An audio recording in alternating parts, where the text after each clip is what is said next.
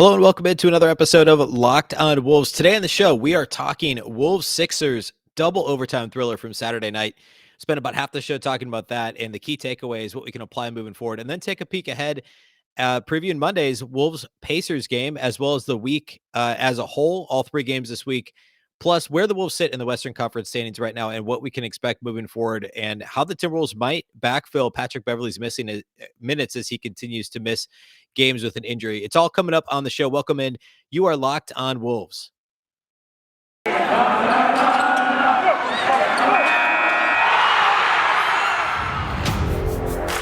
You are Locked on Timberwolves, your daily Minnesota Timberwolves podcast.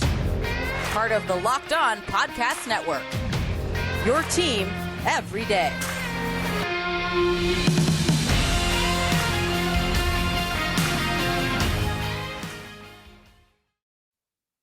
Hello and welcome to the Locked on Wolves podcast, part of the Locked On Podcast Network, your team every day. My name is Ben Beecken. I'm the host of Locked on Wolves. I'm also the editor of Dunking with Wolves, the Timberwolves site on the Fansided Network. Happy Monday, everybody. Happy Timberwolves game day. Today on the show, we have plenty to cover. First, a thank you for making Locked on Wolves your first listen each and every day. Remember, Locked on Wolves is free and available on all platforms. That includes YouTube, as well as Apple, Google, Spotify, and of course, the all-new Odyssey app. You can also follow on Twitter at LockedOnTWolves and at Beecken with two B's, two E's, CKEN.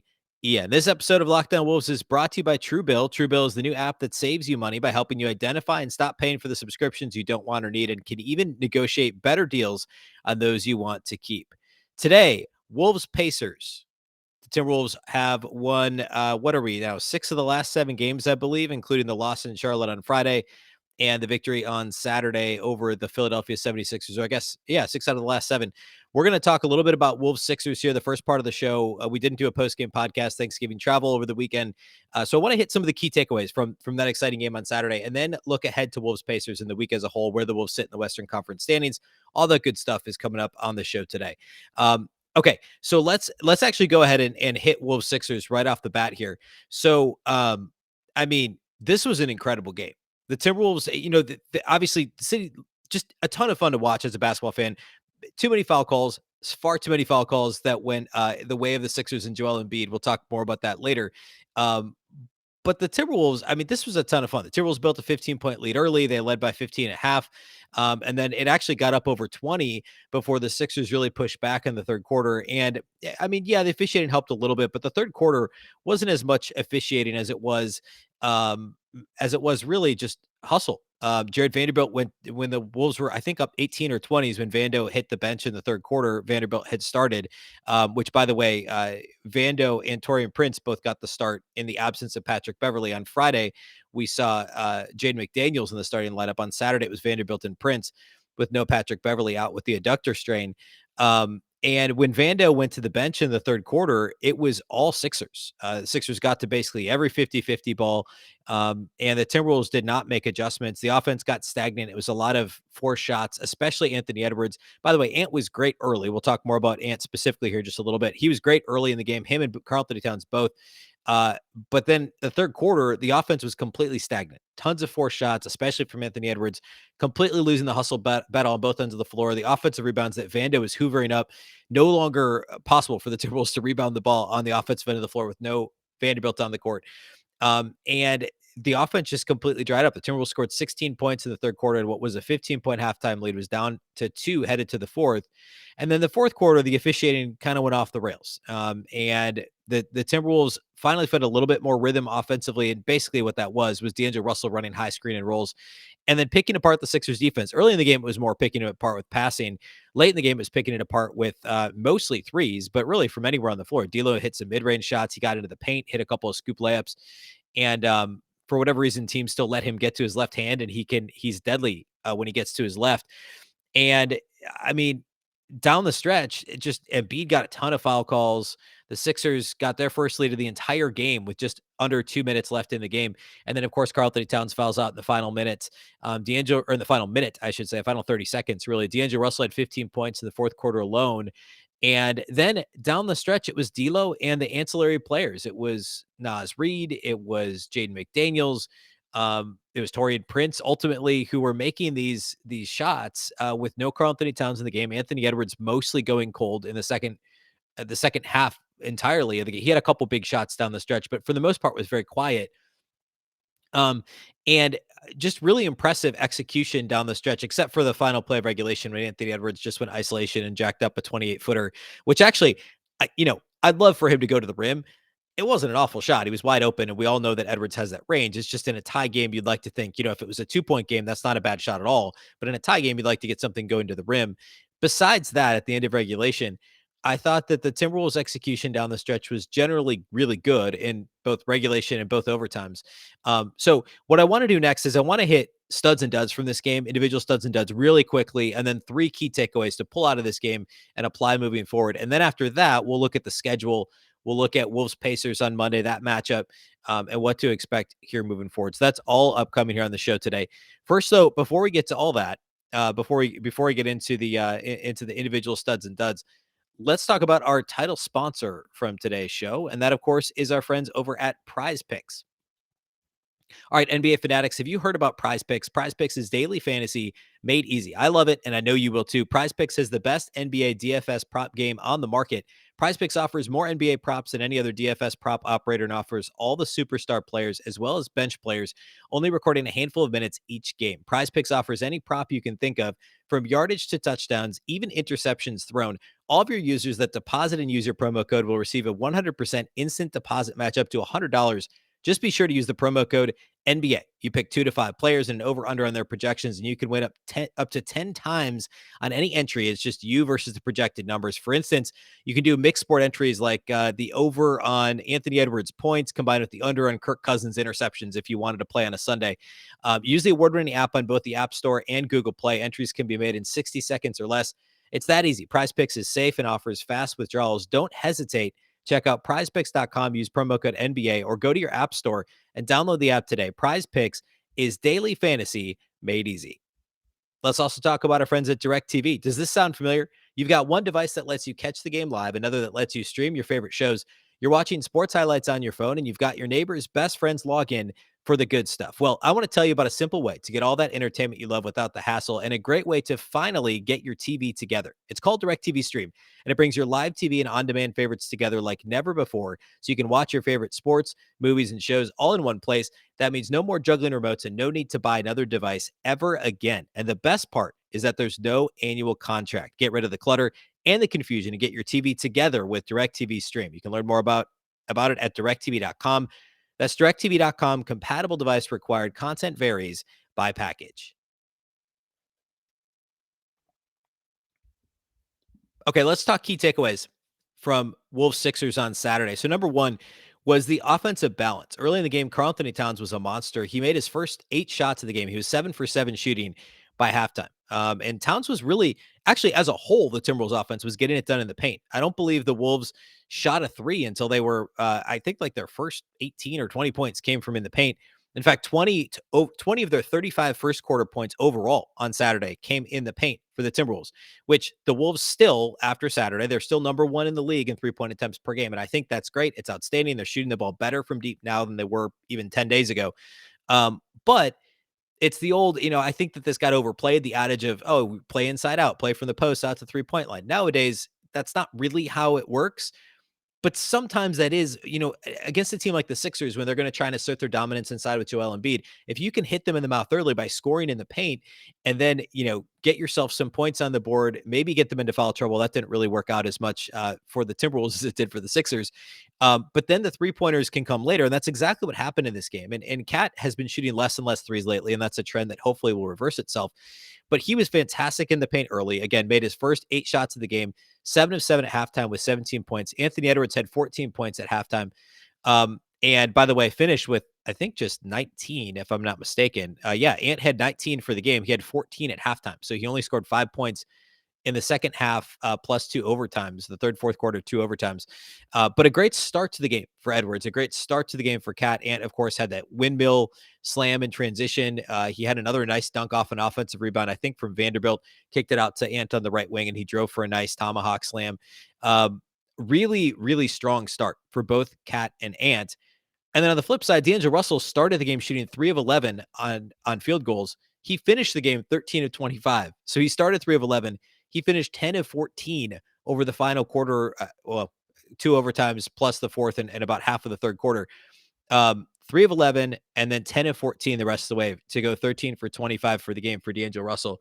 And I talked about this, I don't know, probably early last week or late the week before on the show, and I tweeted about it during one of the games early last week, that if D'Angelo Russell can find his niche as kind of like a the third, very clearly the third offensive option behind Towns and behind Edwards. And as long as it's not a clear, like your turn, my turn, like it was earlier this season, it was this awkward kind of disjointed trading isolation possessions, trading Edwards and Russell operating pick and roll Towns and kind of morphing into an isolation and where they flatten out and just let somebody go to work.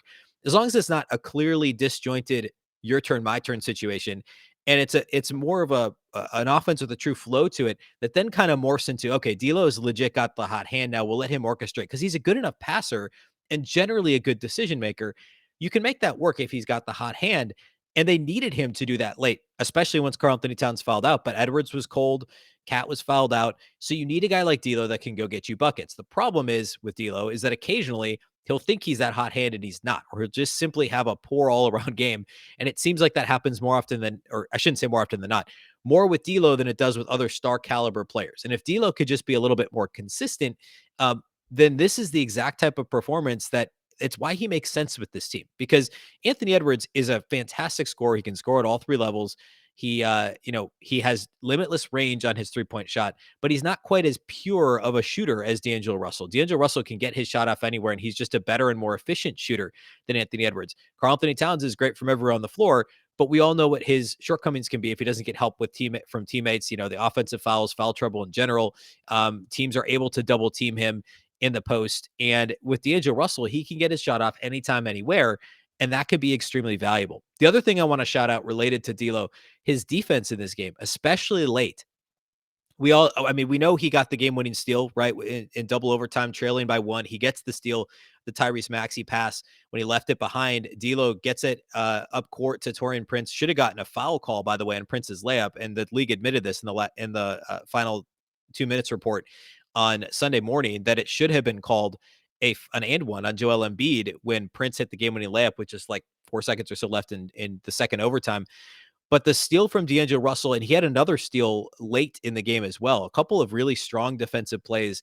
And I've talked about this on the show before. D'Angelo Russell's never been a good defender. He just hasn't been. But he's got the size, the anticipation skill, and the basketball IQ to be a good defender. He can be, or maybe not a good defender. He can be an adequate defender.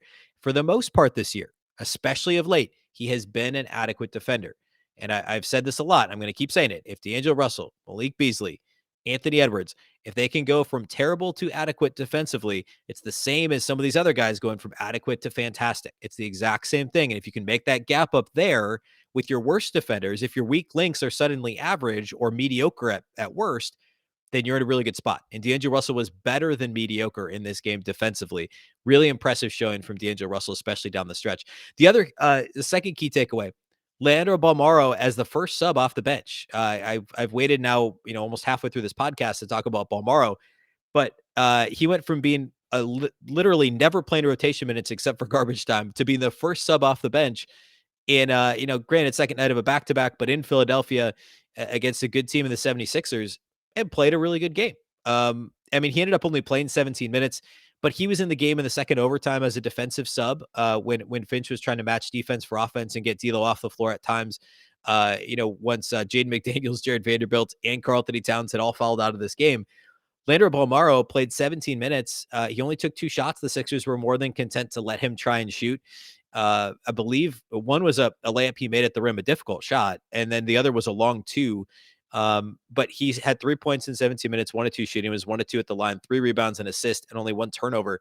And basically was the backup point guard in this game. He was running the show when D'Lo was off the floor and looked the part. He looks like he can manage. And it was really interesting that Jordan McLaughlin got 0 run, and it was just Leandro Balmaro. And I don't know if it was just throwing the Sixers a curveball or if it was, the Sixers generally play a bigger lineup anyway, outside of Seth Curry and Tyrese Maxey. This is a really big team.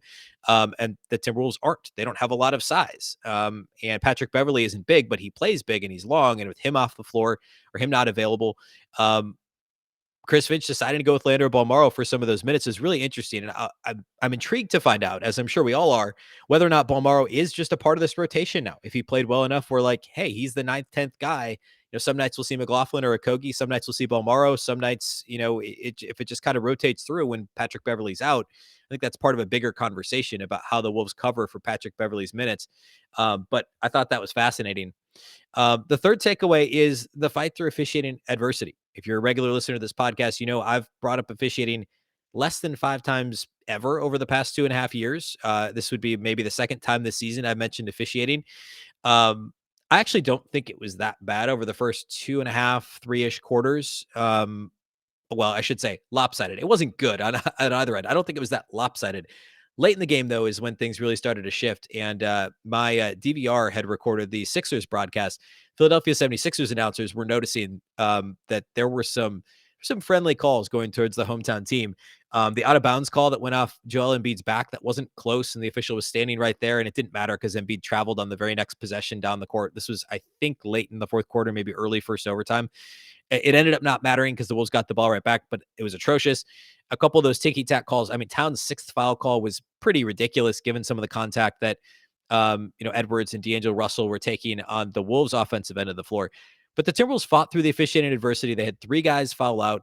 Not that this is a measure of anything, but nobody was called for technical on the Timberwolves side. Chris Finch, for the most part, kept his composure.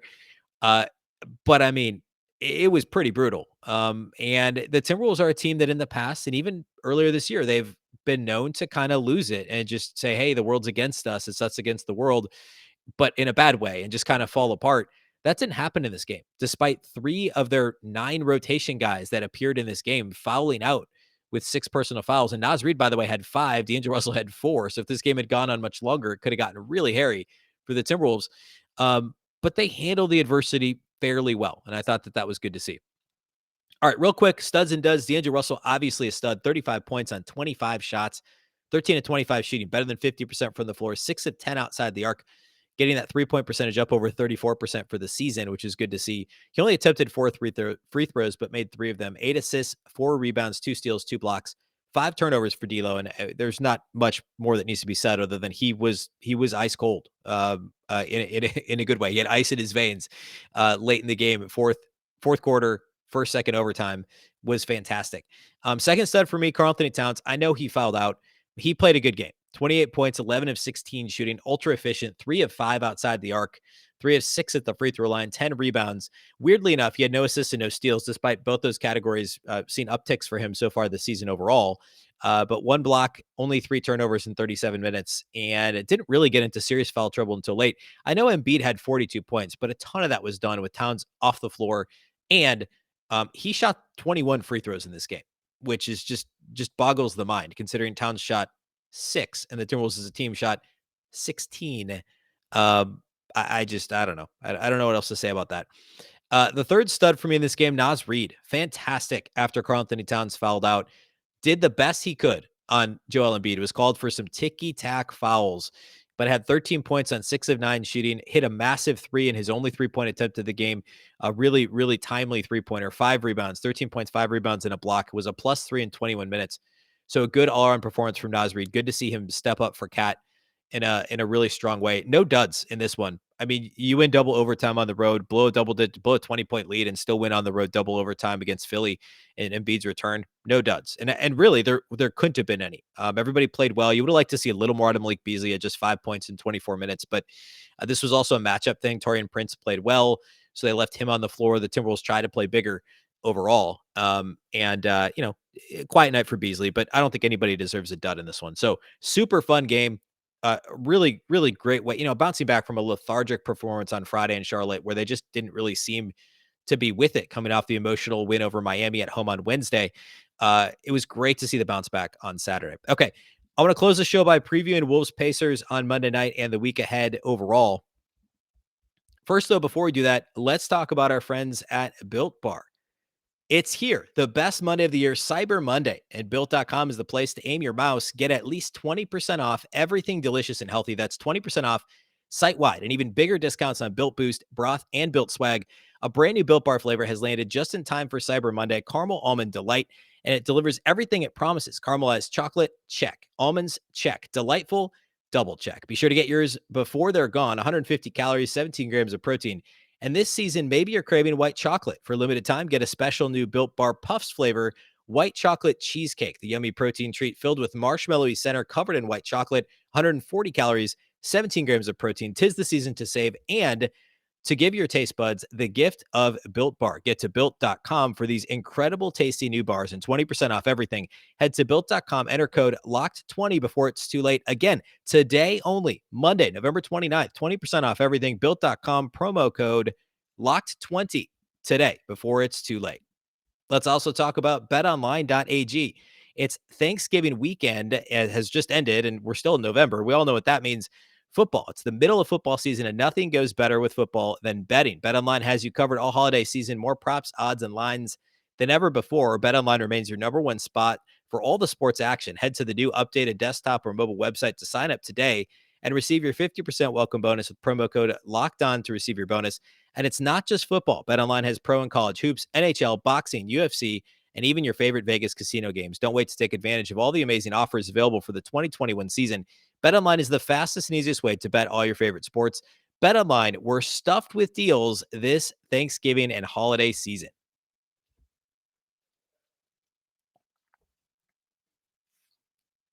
Okay, let's talk Wolves Pacers. So Indiana this season has had a really disappointing go of it. They were a little bit of a surprise last year, or maybe a little bit better than people expected. So far this season, a disappointing go, although they played a little bit better of late. And I'm going to pull up the record here shortly. Let's see.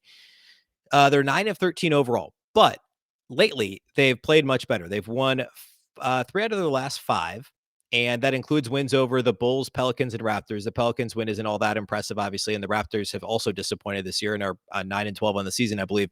But then they lost on Sunday to the Bucks, so they will be coming into Minneapolis on the second night of a back-to-back. They lost at home against Milwaukee, so they'll be flying in from Indianapolis.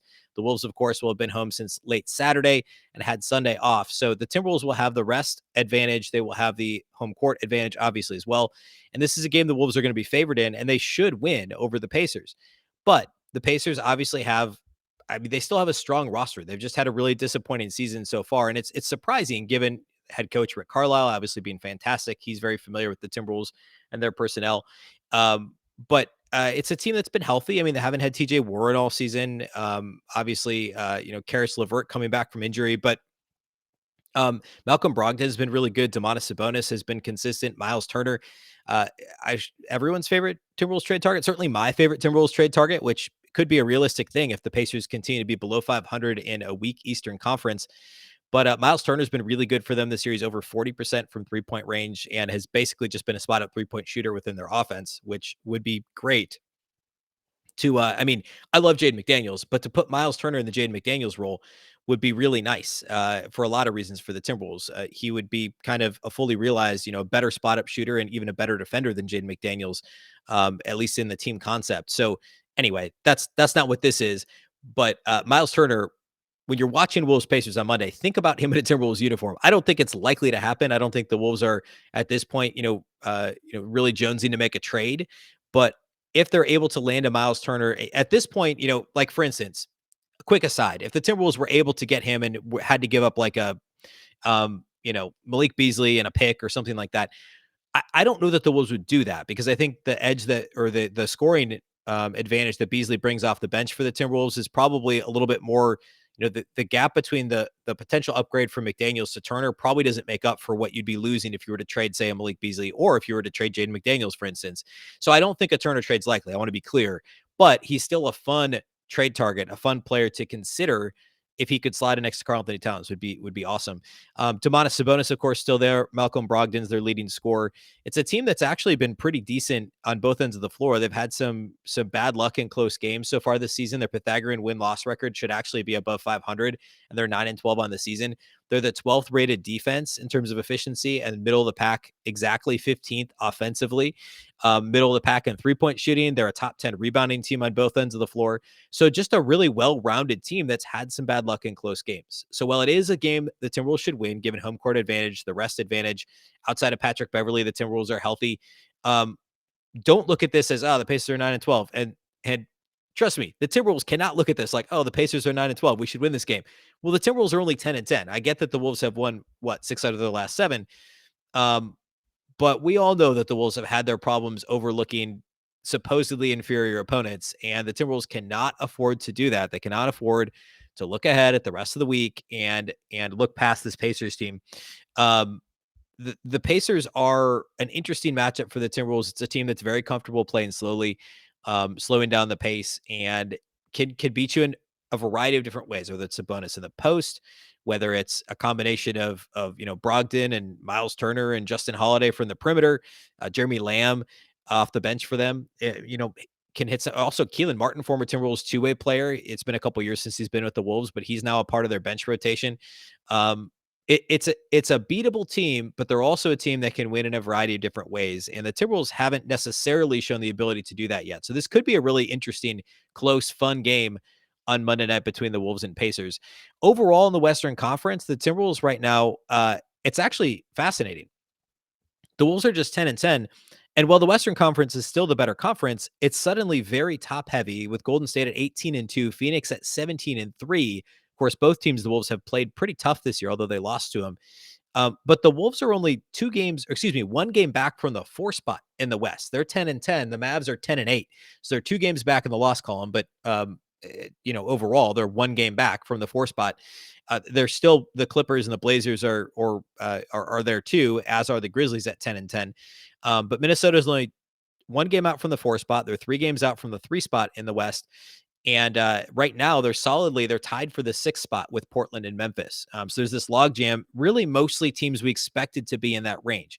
The Clippers, the Blazers, the Timberwolves, the Grizzlies in the 5 to 8 spot in that order. The Lakers, somewhat of a surprise at 9, and the Nuggets a surprise at 10. There's maybe been a little bit of shuffling there from where we thought teams would be. Of course, we're talking 20 games into an 82-game season, and we're talking like a difference of 2 games between the 4 spot and the 10 spot at this point. So don't get too caught up into it, but it's fun to keep track of it. Also, Timberwolves schedule this week after they have the Pacers at home. This is a quick 1-game homestand. It's the first one of those we've had, I guess, outside of the Miami game last week. The second one of these we've had this season. The quick 1-game homestand, and then to Washington, D.C. to take on the Wizards on Wednesday evening, before flying up to Brooklyn to take on the Nets on Friday night. So a very difficult road trip. Washington and Brooklyn out east before coming back home. They'll get Saturday, Sunday off, come back home next Monday for a 3-game homestand. Some, more difficult games against Atlanta, Utah, and Cleveland. So really this Indiana game is the last game the Timberwolves are going to have against a team that's currently under 500 for the next couple of weeks. So it's a very important game, or a very important opportunity for the Timberwolves to win this game against the Pacers. And I'm sure that Chris Finch is delivering that message. They cannot overlook this Pacers team. As silly as that sounds, we've seen it before, but with some of these other games, the Brooklyns, the Washingtons, Atlanta, all these teams on the horizon that are going to be difficult to beat, they have to beat the Pacers and move above 500 for the first time since they were 2-0 this season. Or I guess since they were 2-1 this season. So we'll have a post-game podcast following the show on Monday night. So that'll post late Monday. And of course, coverage throughout the week. We're back on our regular Monday through Friday schedule daily. Make sure you're subscribed and following the show wherever you listen to podcasts. Thank you for those of you that do make Locked On Wolves your first listen each and every day. It is greatly appreciated. Remember, free and available on all platforms. That includes YouTube now, as well as Apple, Google, Spotify, and the all-new Odyssey app. And if you do listen on those platforms, please rate, review, comment, all that good stuff, and follow and subscribe, of course. It definitely helps us out, and it is greatly, greatly appreciated. You can also follow the show on Twitter at Locked On T-Wolves and at Beecken with 2 B's, 2 E's, C-K-E-N. All right, that's all we have for you today. Thanks again for listening to the Locked On Wolves podcast, part of the Locked On Podcast Network. Remember, the Locked On Network is your local experts on all the biggest stories. Once again, I'm Ben Beecken. This is the Locked On Wolves podcast, and we'll catch you next time.